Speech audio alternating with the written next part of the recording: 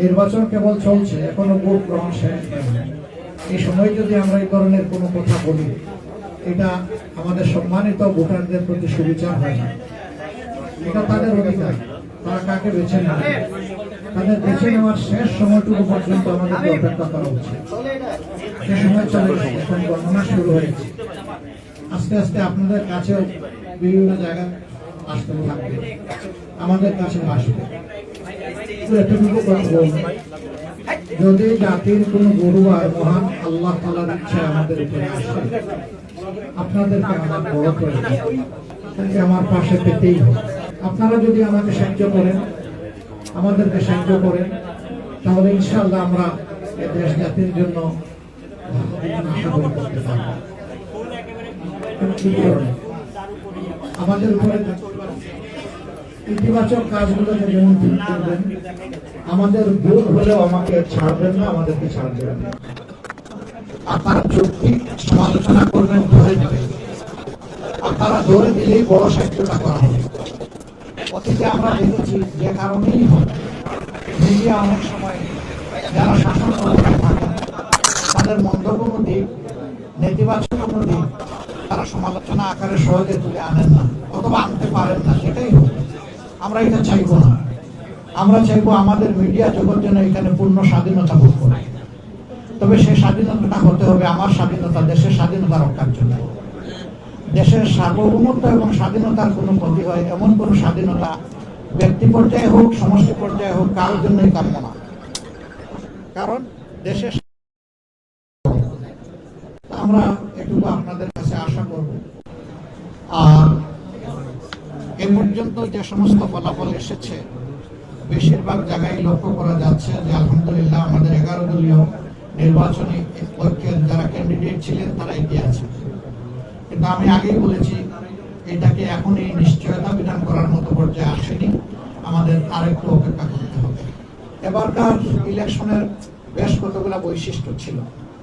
এর মাঝে একটা ছিল যে গত 3টি নির্বাচন পর পর আমরা ভোট দিতে পারিনি। বাইরে যারা ছিলেন তারাও পারেননি, আমরা যারা জেলে ছিলাম তাদের তো আর কোনো সুযোগই ছিল না। দ্বিতীয়ত, প্রবাসীরা এই জীবনের প্রথম তারা ভোটার তালিকাভুক্ত হওয়ার সুযোগ পেয়েছেন এবং ভোট দেওয়ার সুযোগ পেয়েছেন। যদিও এই সংখ্যাটা খুব উল্লেখযোগ্য নয়, তারপরে আমরা আনন্দিত যে ধারাটা শুরু হয়েছে। আগামীতে এটা আরো এগিয়ে যাবে আমরা আশা করি।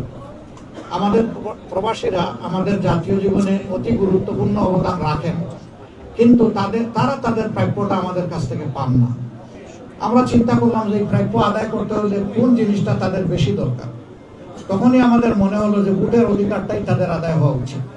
এই অধিকার প্রতিষ্ঠিত হলে বাকি অধিকারগুলা এর হাত ধরে চলে আসবে ইনশাআল্লাহ। তারা আমাদেরই সন্তান, আমাদেরই ভাই, আমাদেরকে তারা দিয়ে যাচ্ছে বুক কলিজা উজাড় করে। কিন্তু আমরা যদি তাদের প্রতি সেই দায়িত্বটা আরো সুন্দরভাবে পালন করতে পারি, তাহলে তাদের এই দেওয়া গতিটা আরো বাড়বে, উৎসাহ তাদের বাড়বে।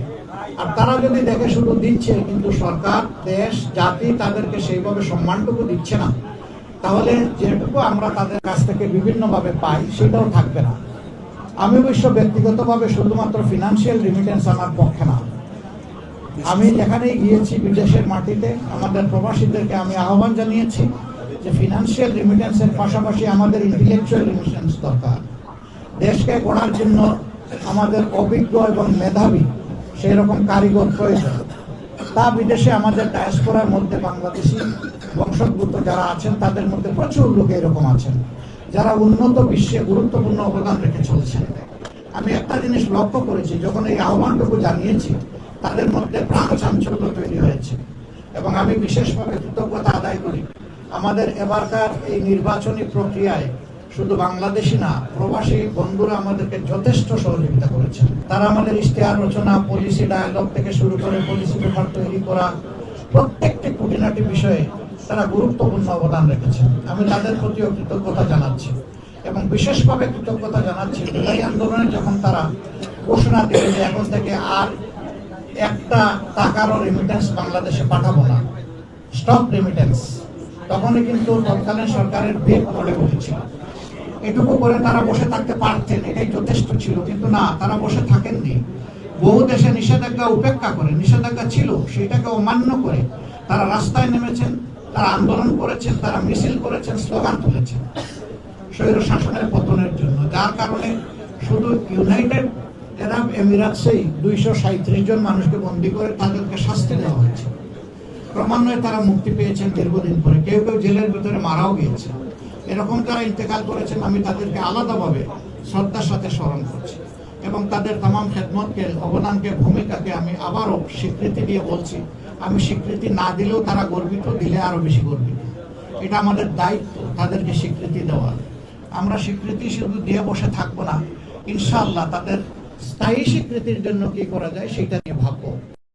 জামাত এটাও ভাবছে যে ভবিষ্যতে সুযোগ আসলে ইনশাআল্লাহ তারা যে হারে বিদেশে অবস্থান করবেন, যে সংখ্যায়, সেই হারে তাদের জন্য কমফোর্টেবল জায়গা আমাদের সরকারে তৈরি করে দেওয়া হবে আমাদের নৈতিক দায়িত্ব।